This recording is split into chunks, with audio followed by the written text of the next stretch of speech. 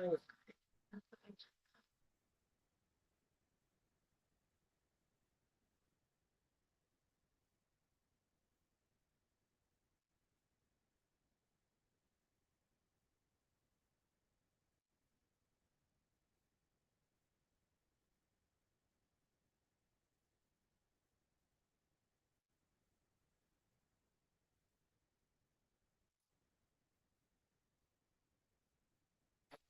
are live from Martha's Vineyard for our very last event of Touch Talks Wellness.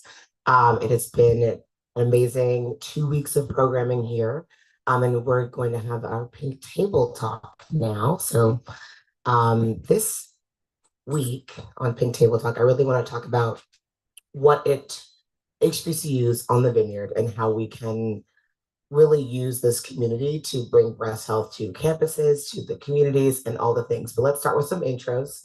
I'm Haley Brown Buxton Punch from Touch Black Breast Cancer Alliance, and we'll go around now. Courtney Bob. I am a friend of Haley's in the family. I went to Dartmouth, so not an HBCU, but I'm a big proponent of HBCU education as I understand the importance, and I'm happy to be here. Hi everyone, I am Jalen Buxton Punch. I am a graduate, a proud alum of Howard University, class of 2018. For all of our Howard alums out there, I was part of CNOS, so I was a Bachelor of Science, Health Science major with a concentration in physical therapy, a minor in theater arts dance. And then I went to Temple for my Master in Public Policy. Most importantly, though, besides my academic background, I am also Haley's sister-in-law, and I am so honored to join these fabulous women for this conversation today. Hello, everyone. My name is Joy Hamer. Also a dear friend of the family. I'm Spelman College class of 2016. After undergraduate studies where I studied English and history, I got my master's degree from Georgetown University and then just recently graduated from UConn Law School. So happy. And just recently passed the bar, so thank you very much. So I definitely have done some schooling, but always got my foundation from an HBCU, Spelman College. So very happy to be here to talk about advocate for HBCUs. Well, good afternoon, everyone. I am so excited to be having this conversation. I'm Sloan Cargill, and I am a friend of the family, also a member of the Young Women's Advisory Board for Touch. But in my professional life, I serve as the Vice President for Institutional Advancement for Jackson State University, which is one of our 106 HBCUs in the nation. So excited to have this conversation today. Awesome. Thank you guys so much. So let's dive in. Right, we're here on Martha's Vineyard. It's Greek week. There's a lot of HBCU representation on the island, and I just want to talk about like how can we activate here and be able to bring this to campuses, bring breast health to young Black women who need to understand their breast health. We've been doing screening here for the past couple of weeks, and did find 3 malignancies in women under 40, and so this work has to be done. And so how can we, leverage our time here as well as take this home?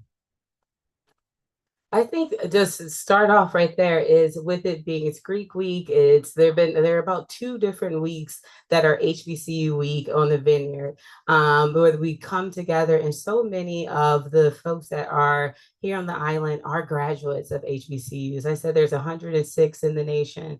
Whether you or yourself are a graduate or your parents, I know my father and 2 aunts are graduates of Howard University. So we all have that connection to our HBCUs in talking about it. One of the things we've been talking about all week is being in community. And so when we're coming together on the Vineyard, when we have all of these lovely ladies, I'm looking at some women from Delta Sigma Theta right now who have been representing very well on the Vineyard this week, who are coming and saying like, tell a friend to tell a friend, tell a cousin, making sure that we organize together. HBCUs collectively have a great legacy of saying like, we're all here on the Vineyard. So whether or not I've seen a couple of Jackson State alums out here, we're growing in terms of our participation, but we can all come together. I'll go next. Definitely when I think about Martha's Vineyard, I think about family. You hit the nail right on the head when you mentioned community. I'm one of 4 children. I'm the youngest. I have 3 older brothers. They all went to Morehouse, class of 99, 04, and 14. And I'm the only one here this summer. But we, a bunch of us went out yesterday after the panel, and I saw all of my brother's friends. Oh my God, you're Hamer's little sister, Hamer's little sister, without them being there. But it's a sense of community that you have, and it really just takes kind of one conversation. You all know that culturally, a lot of our history has always been passed down orally. And here, being one among one another, being able to talk to each other, I think that's the best way to spread resources and make an impact, not only here on the vineyard during the summer months, but, well beyond as well. If I could jump in, I think it's really interesting because you both touched on the importance of history and legacy and being rooted in a community that is larger than yourself. But I also think there's one more way that we can draw it full circle when we come here, which is to realize that we are part of a bigger story, the people that came before us, the people that will come after us. And it's really interesting because right now, Chadwick Boseman spoke at my graduation, y'all. So I'm gonna share the quote, I'm gonna paraphrase it that he gave to us, which is, I love my institution enough to fight for it, not with it. So I am fighting for Howard when I say this. It's appalling that 500 students, right, are dealing with a new level of stressor, of shame, of systemic barrier, simply because, let's be real, they had the same circumstances that we all have had at some point in our lives, which is they did the right work and they didn't have enough resources. It is that simple. They got in an historic class. They were proud. They were going. They were packed. And with 3 weeks left, they were informed that their spot was no longer available. And it took a global level of awareness, a global level of shame for Howard to even consider talking to them individually and considering their circumstances.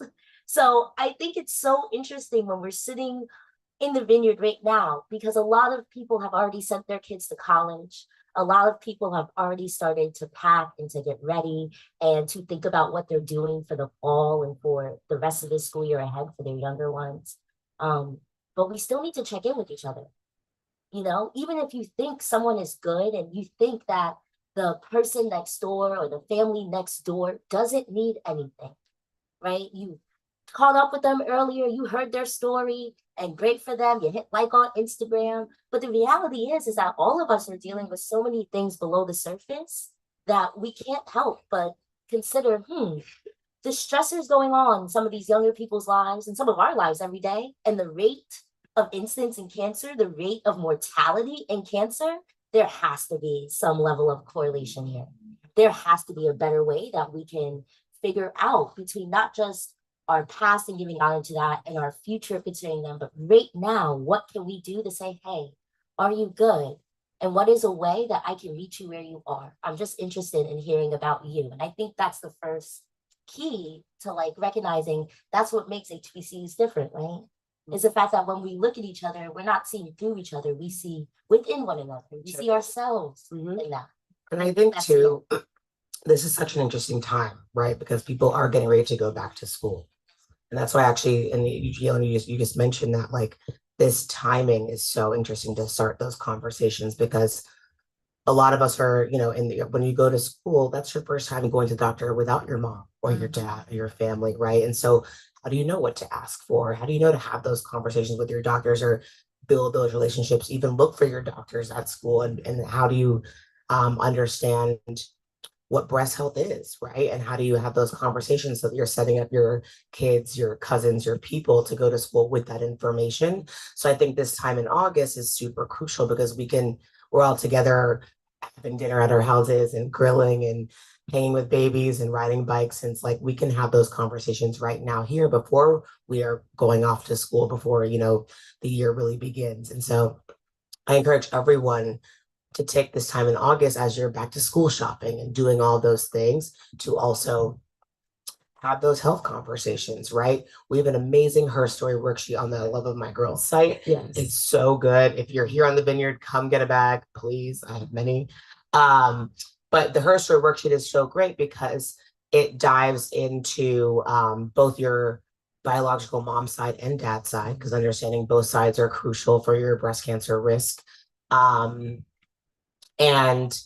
but also it deals with more than just breast cancer, right? It discusses prostate, it discusses dense breasts, it discusses ovarian, cervical, and other things that are risk for breast cancer, including diabetes, hypertension, things that we're having in Black families. And when Courtney was one of my amazing interns, she created such great TikToks, because I was like, Courtney, I do not know how to be, I'm not on TikTok at all. But yeah, so please. Thank you for bringing that up, because I think that's a great segue into community. Like you were talking about, like what's the value in having this event on the Vineyard. And I think the value of not only being here, but also having and highlighting people who got an education from HBCUs is that you can't have successful health interventions without community and trust. I'm a public health student right now. The main thing that we learn is there's no adherence to any guidelines, any policy that's made if people do not trust the people that are making it. So that's why our voices are valuable in this discussion, but also like health starts at home. So to have this be home for many people and to be able to have discussions like this, like you're making such an impact that you guys don't even understand. Like the work I've learned from touch has changed my life and how I've like navigated the health system and made me want to go to grad school and then get a doctor. Like I've learned so much from just you guys alone. So that just goes to show how the work you're doing in your home is impacting like me and then my home and my community. And then the second thing I want to say is you're meeting people where they are when you come here and then have these events. There aren't many people who are thinking, let me make TikToks, let me have web shows, let me go to the Vineyard, let me go places where people are to tell them this message. And I think that that's something we're learning about, and I'm trying to advocate for in these public health spaces. You can't just have guidelines and policies. You need to meet people exactly where they are and speak to them in the language that they understand. So that's why I really appreciate this panel and you guys all being here, because health starts at home, and for many people this is home. Wait, when we post this, I also want to post Courtney's amazing thesis and all of her work that she's done in this space, because she wrote something amazing. I literally went at Dartmouth to go see her present because it was so important to me. But no, I think we are meeting people where they are. And that's on social media as well, right? That's a huge piece of this work. And that's why Touch has an HBCU internship. It's all about creating content that's going to reach young Black women. And it's been amazing because we've reached so many more young Black women being in that space. But it's interesting because it's so like over the last couple of years, I had a kid. I've been really diving into my own health even before that, so I could have a kid. But it's been hard to find doctors that I trust and that I want to go to. And I feel like there's HBCUs are doing all that they can to create this pipeline and to get more doctors, but we need more of that. We need more Black doctors who are coming into the space, knowing the things that Courtney knows, and knowing the things that we know as young Black women, and about our breast health, all the things, because there's a gap there that needs to be truly filled, so we can actually find health that makes sense for us. And I think that goes back to the importance of that resource development. And that is a lot of what through both conversations, but also, and we have to thank our funders who are on this pop-up right behind me, and those that have already been investing in the work that's happening here, but also investing in our HBCUs, because we do need to have more Black doctors. I know I have moved around quite a bit for my professional life, and every time I have moved, I'll look and I'll say, like, where's a Howard doctor? Where is a Jackson State educated doctor? Where's Meharry? FAMU, if I'm looking at a lawyer, I'm thinking about all the folks in my network I always would go to looking at an HBCU grad first. right? And that is a part of the power. And I think we've seen that here. I've been here since, well, 7 days now. In the conversations that we've been having with the women and the men that we've met, who once they learn about touch and they're like, okay, well, I'm doing this in this field. Let me connect you to someone I graduated with, or I have this contact in that network. And I think that's one of the things that's so powerful. But as we use the network to grow our resources, and both for the work that we're doing here with Touch, but then also in our HBCU space. Once again, Sloan, you are so brilliant. I think this is off. Is that okay? We'll switch. That's cool. Okay, so once again, Sloan is so brilliant because something that you said just made me realize that part of the reason why we all choose HBCUs, have chosen them, attend them, tell a friend, and love these weeks is that it's not just about what the school does, it's how it makes us feel, right? And it's really important when we're thinking of cultural competency within our healthcare system to remember that that cultural competency extends in all the spaces we occupy. When someone doesn't make us feel good, when we are faced with microaggressions, when we are faced with reasons to have mistrust, when we are faced with just a multitude of stressors, it is less likely that we remember to give our full history. We'll remember to mention the small lump that was kind of funny last month and you forgot to say something, but here you are. And so it's really important how you are made to feel in these places. And it's not, we don't choose an HBCU doctor simply because it's a phenomenal education. We also choose it because there's an awareness and a cultural sensitivity to how we are supposed to be made to feel. And I feel like negating our feelings, negating that at the bottom of, you know, the paper, when you sign your name away for HIPAA and you say, I'm going to this new doctor, we are going through an extremely vulnerable moment. We are trying to establish this new relationship. And they can say all the right things, but we know when someone ain't doing the right things, when they ain't making us feel the right way. And I think that is where we have to start in our conversations about how we select our doctors, our schools, our spaces, which is like, how are we made to feel within these? And if it's just a token, if it's just another one, if it's just transactional, chances are that sticks with you more, that informs you more. And there is a reason why this week is so beautiful, because we can walk around and we're not made to feel anything other than the brilliant, beautiful selves that we are. And we lead with that first when we are in these spaces together. So I just thank all of you, because it's more than simply going online and choosing the right person. It's also being a part of a network of a community that makes others feel good and that you deserve to feel good in. No, it's so true because I I never remember all the things when I go to the doctor. I'm like, shit, I left. And I'm like, I forgot that one thing, or I didn't tell them about. You have to make a checklist. Yeah, no, you have to make a checklist. But it's true that like when you feel safer in those spaces, you're more likely to remember all the things, right? But also my doctor remembers them. Like she, like, because I chose somebody that I trust, and she's like, oh, how's that thing going? You know, and that's so nice because I am gonna forget because I am busy and I'm doing the things. And so it is crucial that like that relationship be so intact. I'd like to add something about the need for doctors, the need for Black doctors specifically, and also filling the gap, not only here at the Vineyard, but wherever we go after we're on vacation. But first and foremost, I just want to reiterate how there is a real need for Black doctors.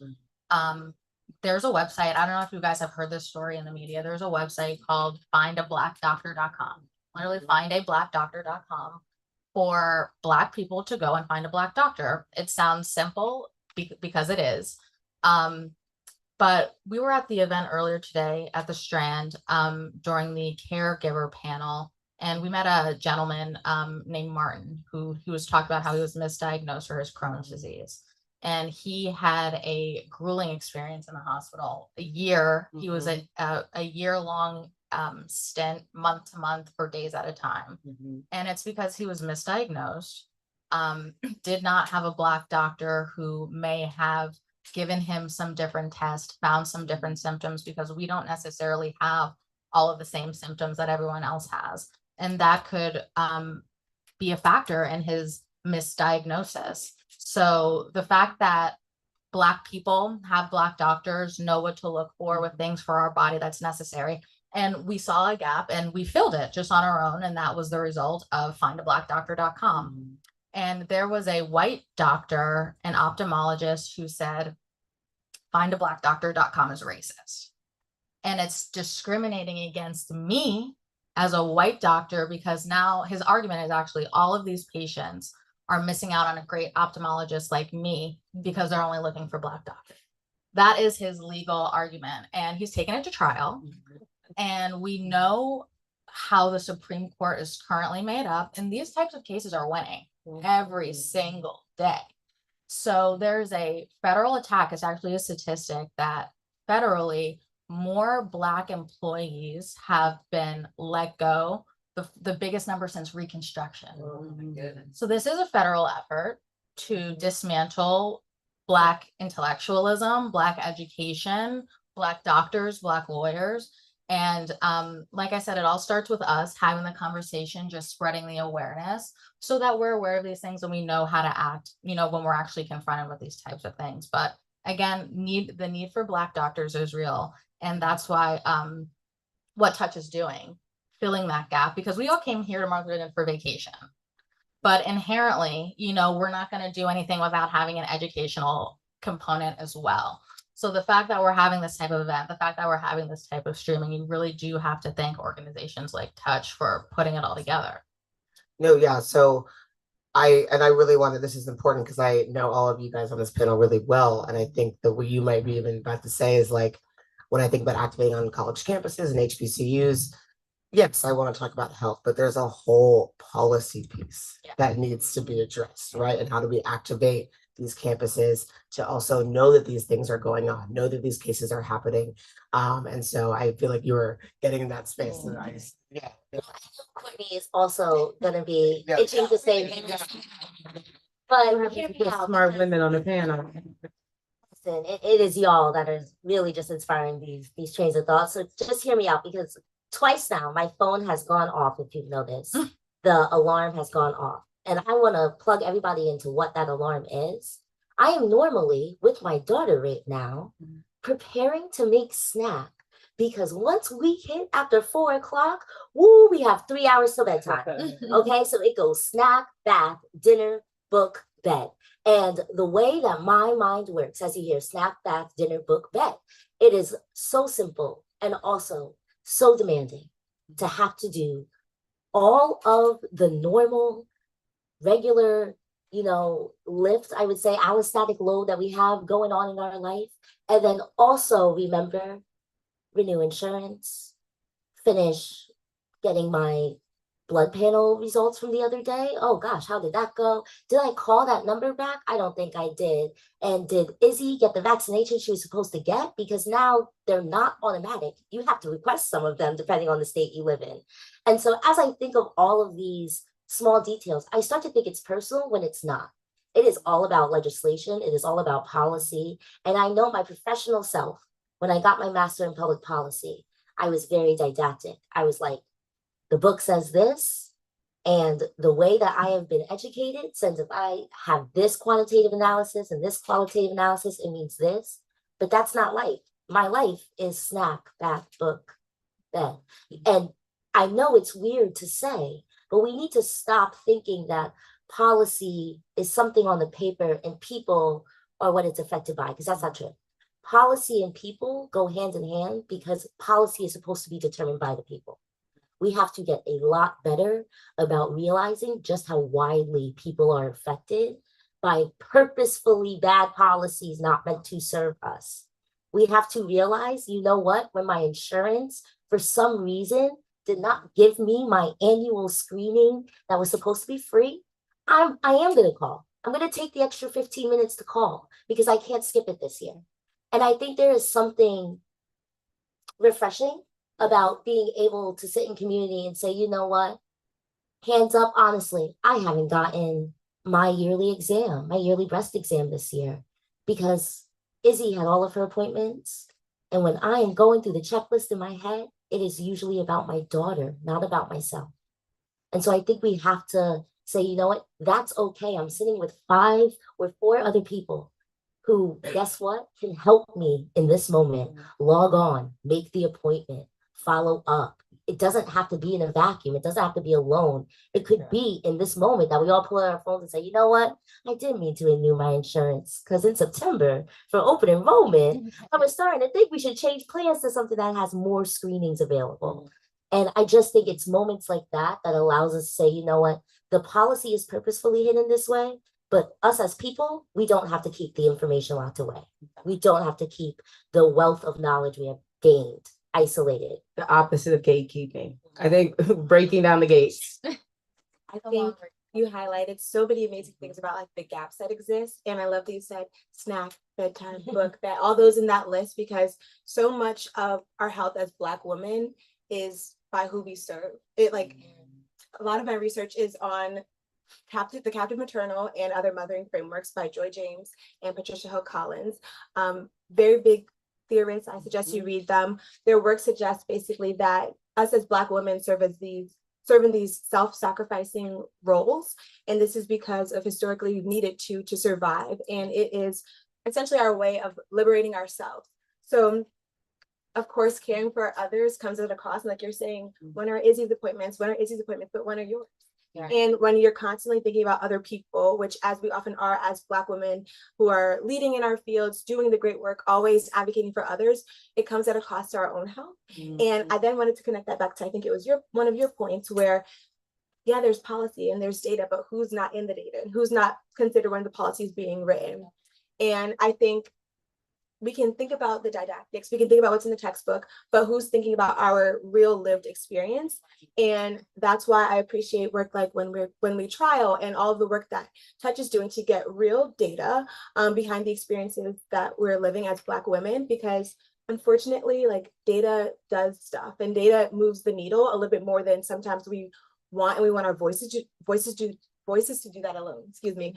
But when we have the data with our voices, it can situate ourselves in a way that's almost unstoppable. So I want to commend you guys for all the work that you do, especially as mothers, all the mothers in the room, but to remember to also put yourselves first, because stress is one of the #1 causes or reasons that people are to develop illness in their future, especially Black breast cancer. We did a lot of work thinking about how stress is correlated to Black breast cancer. So what's not in the numbers?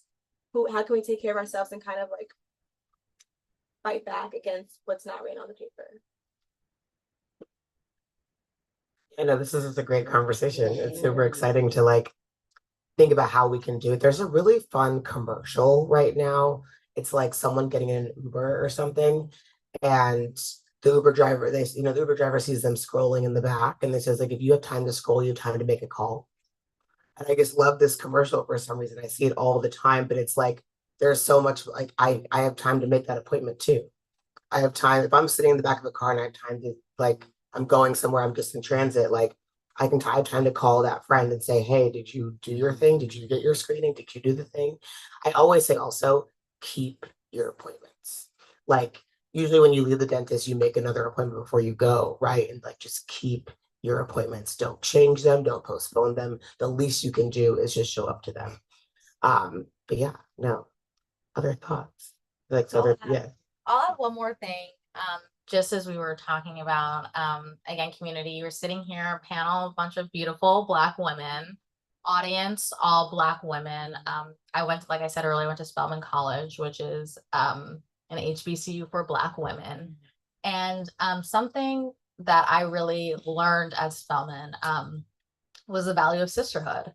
I also mentioned earlier, I'm the youngest, I have 3 brothers, so I never had a sister. I see some deltas out here. It's Greek week. We got the AKs and the Zetas and everyone is out here. And just like we said, like kind of what we have to do for each other, because, you know, we are mothers and we do have all these other responsibilities that don't always include ourselves. So the fact that we're here for one another, to be able to lean on one another in a sisterly way. And that's something that takes a lot of work, actually, but I also think that that's something inherent in us to help one another and lift as we climb. So just as I was hearing you guys talking, that's something that came into my mind as I'm looking into all the faces of all these Black women, the need to be sisterly and always kind of keep that forward of mind, especially when we are considering our health.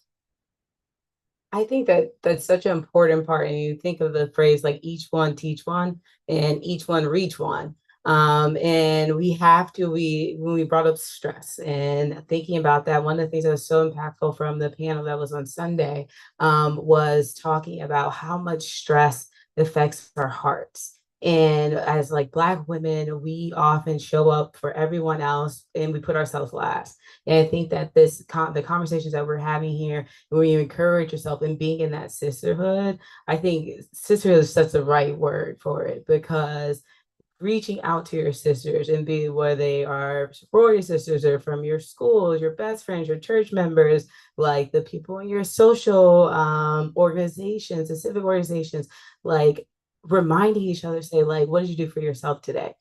Did you do something that actually like pour back into your own well? Because like you have to remember to, like I say, I have to show up. I'm often I say big S, capital S Sloan, but I have to remember to just think about lowercase Sloan, like just the me that I am when I am at home.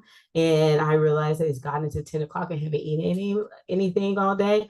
It's like stopping that and being in sisterhood. And because you know that you would tell your sister, hey, you need to stop and eat. Like you can't return every email. You're gonna have emails all day long. Take care of yourself. So the sisterhood part of it, so important. Okay, so in the name of sisterhood, I'm gonna stay transparent with y'all. And this is my sister-in-law sitting next to me, so I need you to know I'm not gonna look at her as I say this. We have said stress maybe a dozen times in this panel, but one word we haven't said is sadness. And I think it's really interesting how a lot of times we have to do a dance, a cover, a shake, a shimmy to get over the word we're really saying, which is sadness. It can be really isolating to be caregivers. It can be really isolating to carry these allostatic loads. It can be really isolating to have expectations and to be expected to always be the person. And I think at the end of the day, we don't say enough that it is okay to talk to somebody. It is okay to seek care from somebody who is not a physician, but also a healthcare practitioner, a social worker, a priest, a pastor, a reverend. I think that there is a lot of opportunity when we consider sisterhood and we consider all of the things that make us healthy or unhealthy, quote unquote, that those are small habits. So I still won't look at my sister, but I will say this morning at 11 o'clock, I was supposed to have therapy and I canceled it. I canceled it for all of the right reasons. I was sitting at the water. I was writing. I was taking a moment that I haven't had in maybe 6 months, which was a moment to myself. And I realized that the last thing I wanted to do was talk about what could make it better. I wanted to experience what could make it better. And sometimes it takes us so long to ask one another or to even carve that space out to say, let me just help you make it better. We sit, we talk, we catch up, but we don't do the thing with the person to help them. And so I'm really going to ask everyone here, even if it's not your therapist, even if it's not a physician, check in with somebody today and make sure that you are not leaving an opportunity for someone to experience stress or sadness alone. Make sure that you are doing your part to keep yourself and others healthy, because it's more than just attending the panel or being on the panel. It's actually being about it. It's actually being willing to sit with yourself and to say, here's what I need, and I'm willing to give that to me, as Sloan was saying. And so I just had to be honest, unfortunately, which is I did skip the appointment I made. And as y'all know, I did forget to turn off my ringer for my daughter. Like I do not want to say I'm holier than thou because I'm up here. No, no, no. I forgot all those things. And also, I think it's important that we take the moment to give what we need when we need it. Well, yeah, no, it's well, one, I love my therapist and I'd be lost without her. No, totally. And so I do think it's important to take the time that you need and do the things. But no, I feel like as I've been planning this whole thing and Touch Talks Wellness and doing all of it, it definitely, I've been dealing with like being a perfectionist a little bit and not and falling. And so when things don't go well or the audience wasn't as big as you want it to, it's hard to like swallow that. But I think the cool thing is I've set such a high expectation that even that falling short made it still work out, and so I'm having to remember that. But I think because like if this is how we're ending it, this is a great way to do that. This feels really, really powerful because I feel like we are going to be able to rest now and all take time as a family so we can go home and share this information and do the things that we need to be doing. I have to say this publicly because this is the last panel after 2 weeks of work that Haley and I don't want to cry, but you have done a tremendous job. Watching you do this work over the last 2 weeks, everything that you put into it, and as your friend, as your sister, you are changing lives. Ricky, who's in the audience here, what the touch has done these last 2 weeks. But you have worked so hard. I'm so proud of you. And you have to feel like what you've accomplished here, all the people that you have touched, all of the lessons and the conversations and the touch points and everything. It's making a difference. It's making impact. And like tonight you can rest well, knowing you've done a good job. Thank you.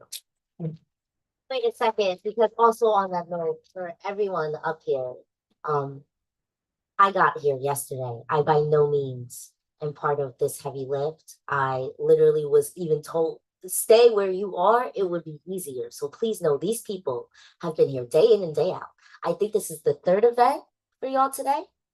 Yeah, the third event. So the reality is that Haley's lift has been incredibly hard. I like to say it's like Sisyphus in the boulder every day. And yes, we did find 3 malignancies for people under 40. So it's also been incredibly fruitful. But the team it took to pull this off, the fact that you've been here for 7 days, Sloan, the fact that you flew in, that Jackson State started, and you are with us. Someone to recognize. She's sitting on the HBCU panel, also having to log into Zoom to the HBCU, because that is how serious she is about I gave a commitment and I need to spread the word further than where I'm at right now. It needs to be where I am willing to be and where y'all are too.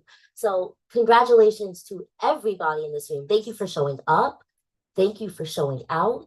And I really hope and pray that everybody who is watching, listening, just realize the extraordinary effort that this group has pulled off. I'm so proud of each and every one of you. And I'm so grateful that we can now enjoy and celebrate and be together as a family. But I think this is actually the highlight. This is the purpose and the reason. And for that, I'm even more grateful for your time and sacrifice. I can look at her for that one. No, it feels really sisterly as we keep on that thread comes in. It's like it feels good to compliment each other and share those things. I am words of affirmation are not my strong suit. But I do realize that it's a verbal issue, so I have my cards that I will write later. But no, I think this has been really, really cool, and I hope that we can share this with the world, and so they can kind of see what that sisterly love looks like and feels like. So before we close out, I just want to hear, what are your commitments as we get ready to enter, a new school year? Are there things that we can do on our own campuses? Are there things that we can do in our communities, our churches, our homes? What are our commitments as we end at Touch Talks Wellness, but also, end our time here on the Vineyard and get ready for another year? I think this is a great question. Somewhat loaded for me, I think. Like, it's a large question. For me personally, I'm committed to taking all the things we talk about and that I've learned and putting into practice. I think it's one thing to have this conversation, but it's another thing to actually be doing something about it. And luckily, I get to sit here with people who inspire me every day and who have taught me a lot about Black women's wellness. So for me, I've actually just developed an app. And the app is actually going to be helping Black women to navigate their health in real time. So when they're experiencing what they feel to be a gap in the doctor's office or starting in the office, they'll have the questions to ask the doctor. They'll know how to ask them to write that down in my chart so I can come back to it. So I think it's about teaching Black women about health literacy and how to advocate for themselves. So that's where I'm starting. It'll be going live at the end of this month, which is really exciting. So I'm committed to sharing that in all of your voices and just being a person who can amplify all the work that you're doing. How old are you? I'm 23.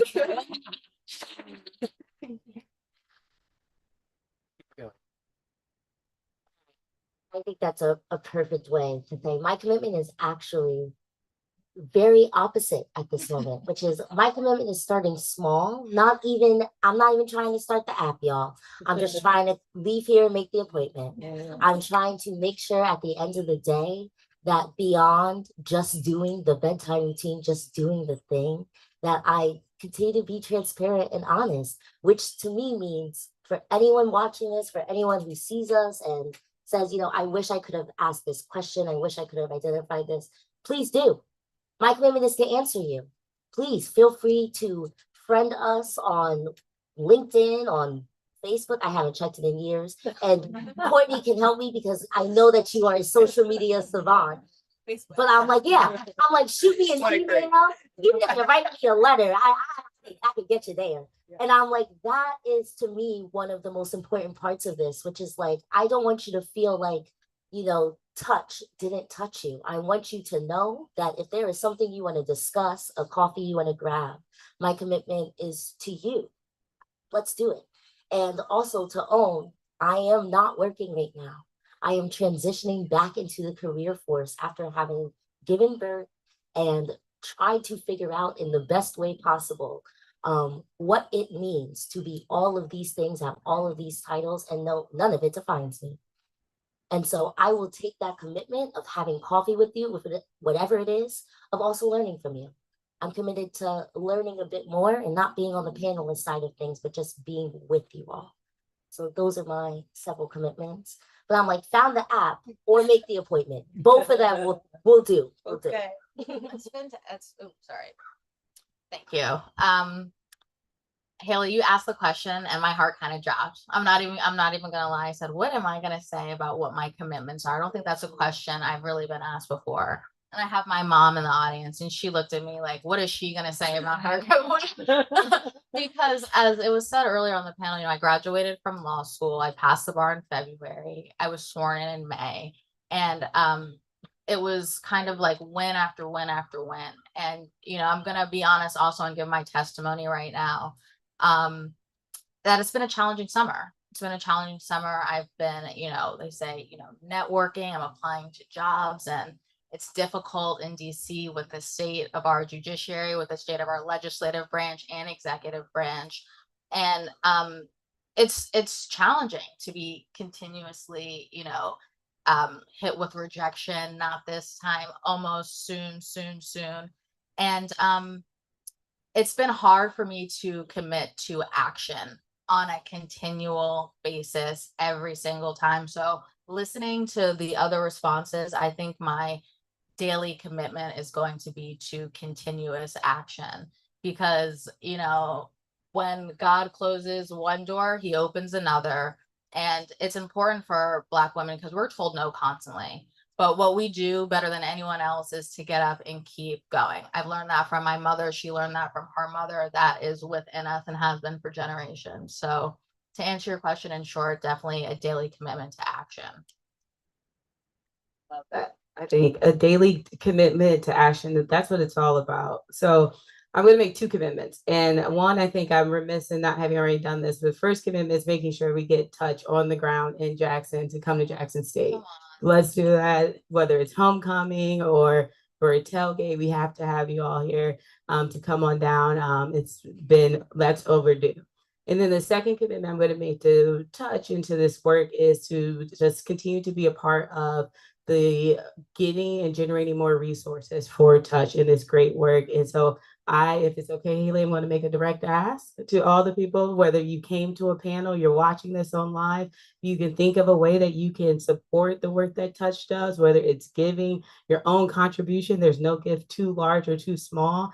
You want to work with your corporate, your companies, if you have a DAF, any way that you can support the work that Touch does. it makes a difference and it matters. So if I can commit to being a part of generating more resources, that's what I'm going to do.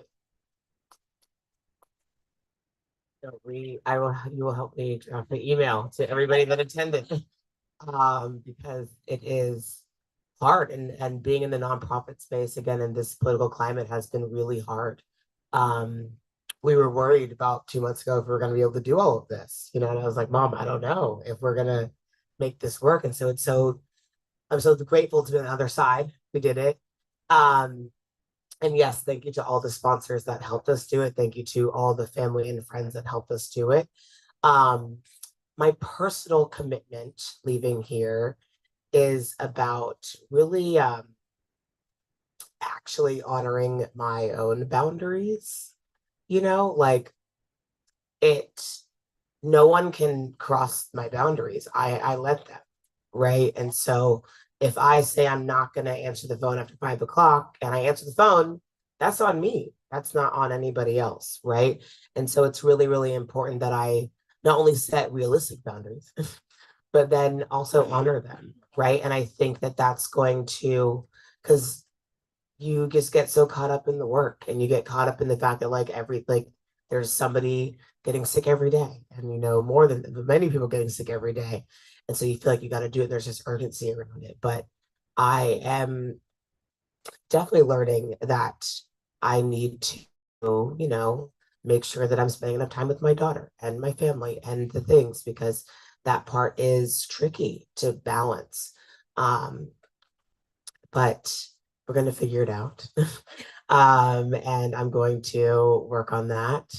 And I think that saying it out loud is helping already, probably.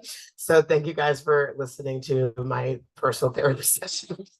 But I hope that everyone does feel inspired to have these conversations. If you are here on the island and want to come get a bag, stop by the house, 26 Hampson. We're here for a couple more days. And thank you guys all for being on this amazing panel. It's been great. To all of the HBCU representation, thank you for creating more Black doctors and more, Black everything. And yeah, no, thank you guys for an amazing Touch Talks Wellness 2026. It's been great. And it's our the last thing. Oh, here comes my mom, of course. Her mom. Thank you, Mom. Congratulations. You work really hard. We did it. Right. And that's a wrap on Touch Talks Wellness.